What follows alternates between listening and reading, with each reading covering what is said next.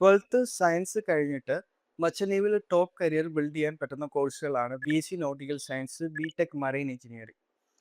ഈ കോഴ്സുകൾ നിങ്ങൾ ചെയ്യുമ്പോൾ ഇതിനോടൊപ്പം ഇതിനെ നമ്മൾ കോഴ്സ് എന്ന് പറയുന്നെങ്കിലും ഇത് ബേസിക്കലി ഒരു ട്രെയിനിങ് ആണ്.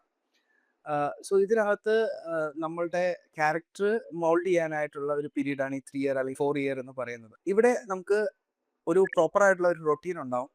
ഈ റൊട്ടീനിൽ നിന്ന് നമുക്ക് വയലേറ്റ് ചെയ്ത് പോകാൻ പറ്റത്തില്ല. അതുകൊണ്ട് തന്നെ മെർച്ചന്റ് നേവി ട്രെയിനിങ്ങുകൾ റിയലി ടഫ് ആണെന്ന് ചോദിച്ചാൽ അങ്ങനെയല്ല. But it's tough. കാരണം ഇതിനകത്ത് ഡിസിപ്ലിൻ വളരെ ഇമ്പോർട്ടൻ്റ് ആണ്. സോ മോർണിംഗ് ഒരു പി.ടി ഉണ്ടാവും.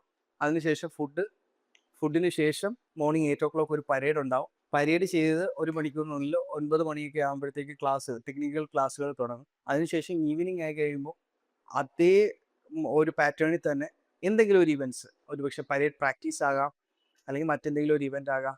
ഇങ്ങനെ കണ്ടിന്യൂസ് ആയിട്ട് പോയിക്കൊണ്ടേയിരിക്കും.